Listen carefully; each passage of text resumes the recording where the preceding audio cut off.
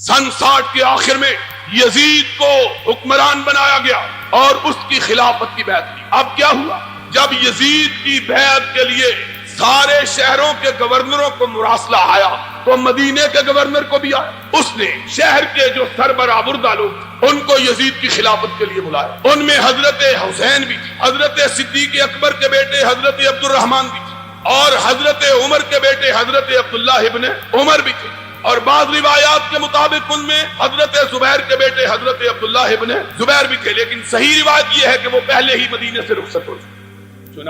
इनसे कहा गया कि यजीद की बैत करो। हजरत हुसैन ने इजाजत चाही, गवर्नर को कहा कि देखो अभी अभी हमें अमीर मुआविया की वफात की खबर हुई, यजीद के हुक्मरान बनने की इत्तला हुई है, अभी हमको गौर व फिक्र की इजाजत दो, हम सोच समझ के बतलाएं। उसने कहा नहीं, मैं मोहलत नहीं दे सकता।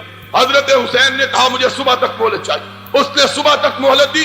हजरत हुसैन रजी अल्लाह तआला अन्हु ने रात की तारीकी से फायदा उठाकर मदीने से पूछ कर आप मक्का मुकरमा, उस जमाने में ऊंटों पे लोग सफर करते, हजरत हुसैन के मक्का मुकरमा में पहुंचने की खबर कूफा के लोगों को मिली।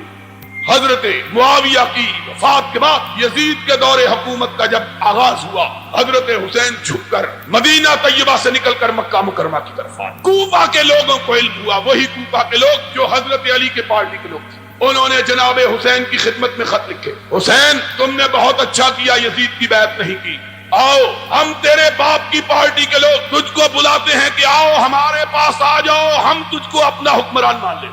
खत पे खत आने लगे, हर रोज खत। एक दिन इतने खत आए कि शिया मुअर्रिख मुफीद ने लिखा है कि हजरत हुसैन की बोरी भर के इतने खत आए हर रोज कि आ जाइए हमारे पास आ जाइए, हम आपको अपना हुक्मरान मानने के लिए तैयार। आखिरकार 18,000 के करीब खत आए हजरत हुसैन। हजरत हुसैन ने सोचा कि ये लोग इतना मजबूर कर रहे हैं, चलना चाहिए। साथियों ने मशवरा दिया कि खुद न चलिए, पहले किसी को अपना नुमाइंदा बना के भेजिए कि हालात तो देखे, हालात क्या। हजरत हुसैन ने अपने ताया के बेटे हजरत अकील, जो हजरत अली के बड़े भाई थे 10 साल बड़े, उनके साहबजादे मुस्लिम इब्ने अकील को कूफा में कि जाओ जाके हालात का पता करो, हालात क्या।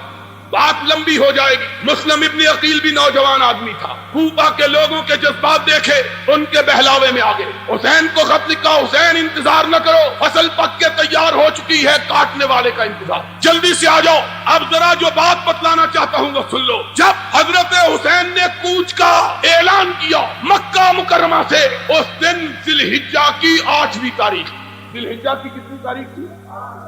8वीं तारीख। और कोई हाजी यहां मौजूद होगा, उसको पता है 8वीं जिलहिज को क्या होता है। 8वीं जिलहिज को यह होता है कि मक्के में जो हाजी गए होते हैं वो हज का एहराम बांधते हैं और मिना की तरफ एहराम बांध के निकलते हैं। हज के दिन का पहला दिन कौन सा होता है? 8 जिलहिज। 8 जिलहिज को जब लोग एहराम बांध के मिना की तरफ जा रहे थे, हजरत हुसैन ने अपने काफिले को लिया और कूफा की तरफ रोकी। लोगों ने पूछा, हुसैन लोग हज के लिए जा रहे हैं, तुम कहां जा रहे हो? फरमाया मुझको मेरे बाप के शिया ने बुलाया है, मैं कूफा में जा रहा हूं। हजरत अब्दुल्लाह इब्ने अब्बास जो हजरत हुसैन के चचा थे, हजरत अली के चचा के बेटे, उनको पता चला हजरत अब्दुल्लाह इब्ने अब्बास, इनको 3 मुकाम हासिल हैं। एक ये कि हुसैन के चचा, दूसरा ये कि ये वो शख्सियत गिरामी है जिनका नाम लेके नबी ने इनके लिए दुआ की है, अल्लाहुम्मा अल्लिमहुल कुरान व फक्किहु फिद्दीन, अल्लाह अब्दुल्लाह इब्ने अब्बास को दीन की समझ अता फरमा। तीसरा ये हजरत अली की फौजों के कमांडर इन चीफ रहे। 3 हैसियतें। अब्दुल्लाह इब्ने अब्बास को पता चला, भागे हुए आए, हुसैन की ऊंटनी की महार थाम ली। फरमाया हुसैन कहां जा रहे हो? कहा कूफे के शियों ने बुलाया है। फरमाया जिन शियों ने तेरे बाप से वफा नहीं की, तुझसे वफा कैसे करेंगे? न जाओ, हुसैन जाना है तो किसी और जगह जाओ।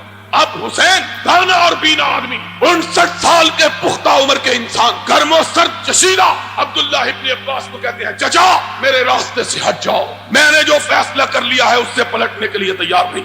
हजरत इब्ने अब्बास ने कहा, हुसैन अगर मुझे मालूम हो कि मैं तेरे ऊंट के रास्ते में लेट जाऊंगा तो रुक जाएगा, तो मैं लेटने के लिए तैयार हूं, मत जाओ। हुसैन ने कहा चचा अब आगे उठे हुए कदम पीछे नहीं हट सकते। अब्दुल्लाह इब्ने अब्बास ने तारीखी अल्फाज कहे, फरमाया अगर तू नहीं रुकता تو میری پشین گوئی سن لے، میں تیری داڑھی کے بالوں کو خون میں رنگا ہوا دیکھ رہا ہوں۔ جنہوں نے تیرے بڑے بھائی اور تیرے باپ سے وفا نہیں کی وہ تجھ سے بھی وفا نہیں کرے۔ حسین اس کے باوجود چل لی۔ اب ادھر ماجرا دیکھیے کہ مسلم ابن عقیل کے ہاتھ پر 32,000 سے زیادہ لوگوں نے موت کی بیعت کی۔ یزید کو پتا چلا کوفے کے صوبے کے حالات خراب ہیں، اس نے پہلے گورنر کو تبدیل کر کے عبید اللہ ابن زیاد کو گورنر بنا کے بھیجا۔ صرف 18 آدمی اس کے ساتھ بھیجے۔ کتنے آدمی؟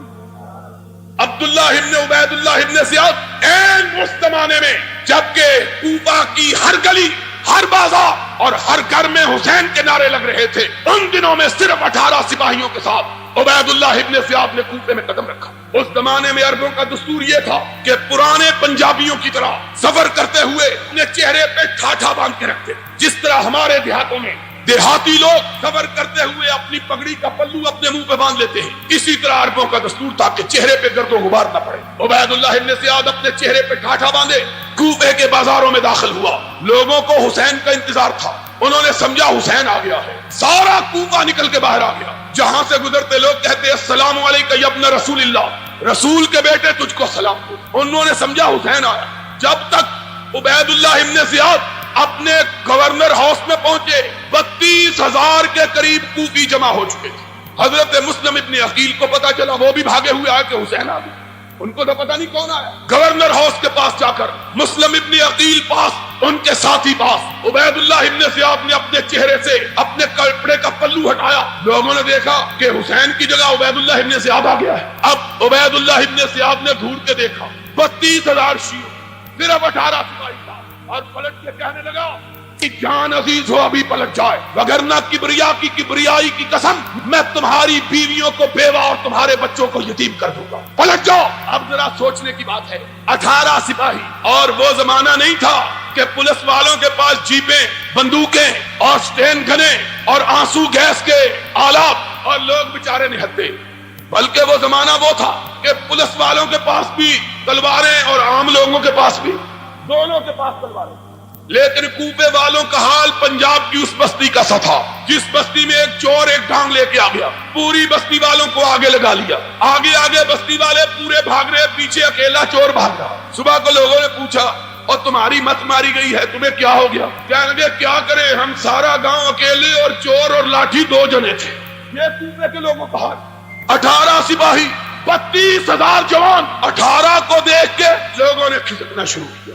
حضرت مسلم ابن عقیل نے پیچھے مڑ کے دیکھا کہ 32,000 میں صرف 3200 باقی رہ گئے۔ کہا پکڑ لو اس گورنر کو، اس کی بوٹیاں اڑا دو، پکڑ لو۔ عبید اللہ ابن زیاد نے کہا کسی کی ماں نے بچہ جنا ہو تو آگے بڑھ کے تو دکھائے۔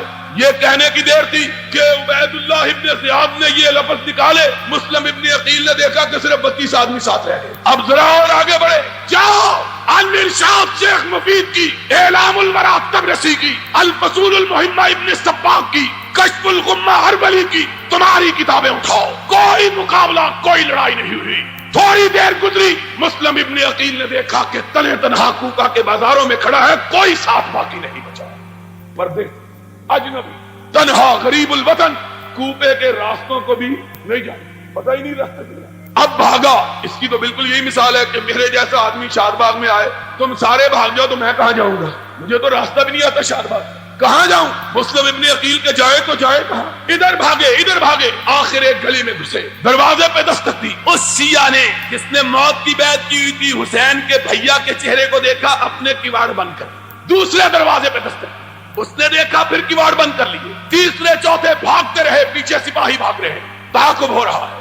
ایک جگہ پاؤں کو اندھیرے میں ٹھوکر لگی، حسین کا بھائی منہ کے بل گرا، دانت ٹوٹ گئے، منہ سے خون کا فوارہ چھوٹ پڑا۔ کوئی شیعہ نے علی میں سے خون پوچھنے کے لیے تیار نہیں۔ ساری رات مسلم ابن عقیل کوفہ کے بازاروں میں کوفیوں کی بے وفائی کا ذکر کرتے ہوئے گھومتے رہے، کوئی پناہ دینے کے لیے تیار نہ ہوا۔ پیاس سے نڈھال ایک مکان کے دروازے پہ جا کے گر پڑے، چیخ کی آواز گھر والوں تک پہنچی، ایک بڑھیا اندر سے باہر آئی، دیکھا کہ مسلم ابن عقیل جس کے ہاتھ میں کل ہزاروں نوجوان موت کی بیعت حسین کے لیے کر رہے تھے، اس بڑھیا نے مسلم ابن عقیل کو اندر جگہ دی۔ بیٹے نے کھٹ پٹ کی آواز سنی، پوچھا اماں کون ہے؟ بڑھیا کہتی ہے کوئی نہیں۔ اس نے کہا مجھے آواز آئی ہے۔ اس نے کہا تیرا وہم ہے، بڑھیا چھپاتی ہے، بیٹا انکار کرتا ہے، اصرار کرتا ہے۔ آخر دروازہ کھولا، دیکھا سامنے مسلم ابن عقیل بیٹھا ہے۔ بڑھیا کی آنکھوں میں آنسو آ گیا، کہنے لگی او ظالمو، کل تک اس کے نام کے نعرے لگاتے، اس کے ہاتھ پہ بیعت کرتے تھے، آج اس کو مارنے کے لیے دوڑتے ہو؟ خدا کا خوف کرو، یہ رسول کے نواسے کا نمائندہ اور رسول کے بھائی کا بیٹا، کوئی ظلم نہ کراؤ۔ اس نے جلدی سے آگے بڑھ کے ہاتھ کو بوسہ دیا۔ اس نے کہا میں تو جانوروں کے پیر چومنے والا ہوں، یہ تو انسان ہے، میں تو بڑا فرما بردار خادم خدمت گزار، ہاتھ چومے پاؤں چومے۔ ہمارے کو بھاگ جاگ اٹھے، ہمارے گھر میں نارائن آ گئی، ہمارے گھر میں دیوتا آ گئے۔ ماں بیچاری دھوکا کھا گئی۔ اس نے کہا ہاں کسی کو بتلا نہیں، کہا ماں ایسی بات کیا کرتی ہو؟ تھوڑی دیر گزری کہ بیٹے صاحب وضو کرنے لگے۔ اس نے کہا کیا بات ہے، ابھی تو فجر کی اذان بھی نہیں ہوئی۔ کہنے لگا ماں شکرانے کے طور پہ تہجد پڑھنے لگا ہوں، آج رسول کے نواسے کا ہرکارہ ہمارے گھر آیا ہے۔ ماں بڑی خوشی، آج تہجد پڑھنے لگا ہے۔ کہتا ہے ماں جی چاہتا ہے مسجد میں جا کے پڑھوں نفل، اس مسجد میں جس مسجد کو اس کے چچا علی نے بنوایا۔ ماں نے دروازہ کھولا، وضو کر کے سیدھا گورنر ہاؤس پہنچا۔ عبید اللہ ابن زیاد کو کہنے لگا آؤ میں تمہارا شکار اپنے گھر میں پھنسا کے آیا۔ ان کی حالت حضرت مسلم ابن عقیل شہید ہوئے۔ قافلہ حسین مکہ سے رخصت ہو چکا ہے، چند منزل فاصلہ طے کیا۔ حسین کو خبر ہوئی مسلم ابن عقیل اس طرح بے یار و مددگار، بے کسی اور بے بسی کی موت مارے گئے ہیں۔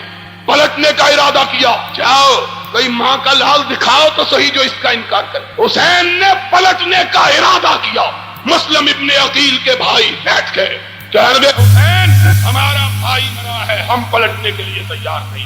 حسین نے دیکھا یہ پلٹنے پر آمادہ نہیں، فرمایا اگر تم پلٹنے پر تیار نہیں تو میں بھی نہیں پلٹتا۔